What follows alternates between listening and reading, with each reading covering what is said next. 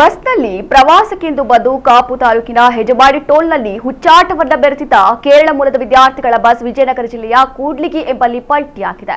ಹಂಪಿಗೆ ತೆರಳುತ್ತಿದ್ದ ವೇಳೆ ಕೂಡ್ಲಿಗಿ ತಾಲೂಕಿನ ಅಮ್ಮನಕೇರಿ ಕ್ರಾಸ್ ಬಳಿ ಚಾಲಕನ ನಿಯಂತ್ರಣ ತಪ್ಪಿ ಡಿವೈಡರ್ಗೆ ಡಿಕ್ಕಿಯಾಗಿ ಪಲ್ಟಿಯಾಗಿದೆ ಎಂದು ತಿಳಿದು ಬಂದಿದೆ. ಘಟನೆಯಲ್ಲಿ ಶಿಕ್ಷಕಿ ಸೇರಿದಂತೆ ಹಲವರಿಗೆ ಗಾಯಗಳಾಗಿವೆ.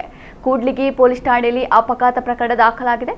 ಮಂಗಳವಾರ ರಾತ್ರಿ 2 ಪ್ರವಾಸಿ ಬಸ್ಗಳಲ್ಲಿ ಆಗಮಿಸಿದ ಕೇರಳ ಮೂಲದ ವಿದ್ಯಾರ್ಥಿಗಳು ಟೋಲ್ ಬಳಿ ರಸ್ತೆಯಲ್ಲಿ ಬಸ್ ನಿಲ್ಲಿಸಿ ಪಟಾಕಿ ಸಿಡಿಸಿ ಹುಚ್ಚಾಟ ಮೆರೆದಿದ್ರು. ಇದರಿಂದ ಇತರ ವಾಹನಗಳ ಸಂಚಾರಕ್ಕೆ ತೊಂದರೆ ಉಂಟಾಗಿತ್ತು. ಸಾಮಾಜಿಕ ಜಾಲತಾಣಗಳಲ್ಲಿ ಈ ವಿಡಿಯೋ ವೈರಲ್ ಆಗಿತ್ತು, ತೀವ್ರ ಆಕ್ರೋಶಕ್ಕೆ ಕಾರಣವಾಗಿತ್ತು. ಈ ಬಗ್ಗೆ ಪಡುಬಿದ್ರಿ ಪೊಲೀಸ್ ಠಾಣೆಯಲ್ಲಿ ಪ್ರಕರಣ ದಾಖಲಾಗಿದೆ.